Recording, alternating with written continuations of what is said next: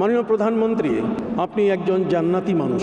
শেখ হাসিনাকে জান্নাতি নারী উপাধি দেয়া আলেমটির নাম মাওলানা কাফিল উদ্দিন সালেহী। শুধু তিনিই নন, তিনি ছাড়াও অনেক আলেম ওলামা শেখ হাসিনাকে প্রকাশ্যে সমর্থন করেছেন। তবে ৫ আগস্টের পর থেকে তাদের অনেকেই পালিয়ে বেড়াচ্ছেন। কোন কোন আলেম ওলামা শেখ হাসিনার সমর্থনে কি বলেছেন তা জেনে আসা যাক। শুরুতেই থাকবে মাওলানা কাফিল উদ্দিন সালেহী। ২০২৩ সালের জাতীয় ইমাম সম্মেলনে শেখ হাসিনার উদ্দেশ্যে তিনি বলেছিলেন, আপনি তেঁতুলিয়া থেকে টেকনাফ পর্যন্ত ৫৬৪ মডেল মসজিদ প্রতিষ্ঠা করে একজন স্মরণীয় শাসক হিসেবে বিশ্বের মানচিত্রে স্মরণীয় হয়ে থাকবেন। আরও বলেছিলেন, শেখ হাসিনা এদেশের মানুষের জন্য এবং ইসলামের জন্য আশীর্বাদ। আপনার ভয় নেই, আপনি এগিয়ে যান। লাখ লাখ ইমাম, মুয়াজ্জিন এবং খতিব আপনার পাশে আছেন। আপনি জানেন ইমামরা কিন্তু আপনার সৈনিক। মাওলানা কাফিল উদ্দিন সালেহী তখন ইসলামিক ফাউন্ডেশনের বোর্ড অব গভর্নর্সের গভর্নর ছিলেন। কেউ কেউ ধারণা করেন তিনি শেখ হাসিনার প্রতি অনুগত থেকে পদবি সুবিধা নিয়েছেন। ২০১৮ সালে শেখ হাসিনাকে কওমি জননী উপাধি দেয়া হয়েছিল।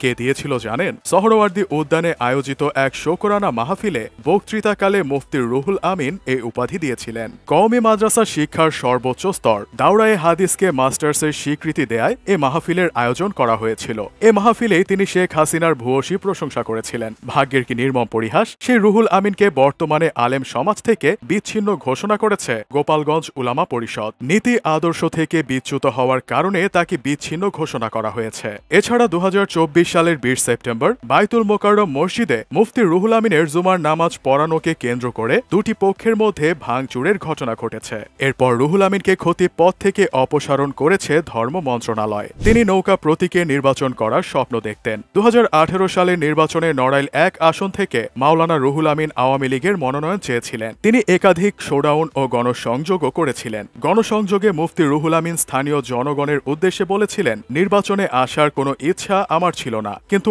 আপনাদের আকুণ্ঠ ভালোবাসা আমাকে প্রার্থী হতে বাধ্য করেছে। কিন্তু তাকে নৌকা প্রতীক দেয়া হয়নি। তবে ২০২২ সালের ৩১ মার্চ তিনি বাইতুল মোকাররমের খতিব পদে নিয়োগ পান। এ নিয়োগও শেখ হাসিনার প্রতি অনুগত থাকার সুফল বলে ধারণা করা হয়। শেখ হাসিনাকে আগাগোড়া সমর্থন দেয়া আরেকজন আলেম হলেন মুফতি ফয়জুল্লাহ। তিনি বলেছিলেন, শেখ হাসিনা একজন মহিয়সী নারীর ভূমিকায় অবতীর্ণ হয়েছেন। তবে রাজনৈতিক পট পরিবর্তনে তিনি বিপদে পড়েছেন। বিশেষ করে ৫ আগস্টের পর থেকে তিনি মূলত ইসলামী ঐক্য জোটের মহাসচিব ছিলেন। তবে সম্প্রতি তাকে এই পদ থেকে অব্যাহতি দেওয়া হয়েছে। অভিযোগ আছে, মুফতি ফয়জুল্লাহর দল দীর্ঘদিন ধরে আওয়ামী লীগ সরকারের সাথে সুর মিলিয়ে কাজ করে আসছিল। ২০২৪ সালের জাতীয় নির্বাচনকে যখন বিএনপি জামায়াত সহ অনেক ইসলামী দল বয়কট করে, তখন ইসলামী ঐক্য জোটের এই অংশটির নেতারা কয়েকটি আসনে প্রতিদ্বন্দ্বিতা করেন। শেখ হাসিনা সরকার ২০১৩ সালের ৫ মে শাপলা চত্বরে আলেমদের ওপর নজিরবিহীন চালানোর অভিযোগ করেন অনেক ওলামা। কিন্তু এরপরও শেখ হাসিনা সরকারের সাথে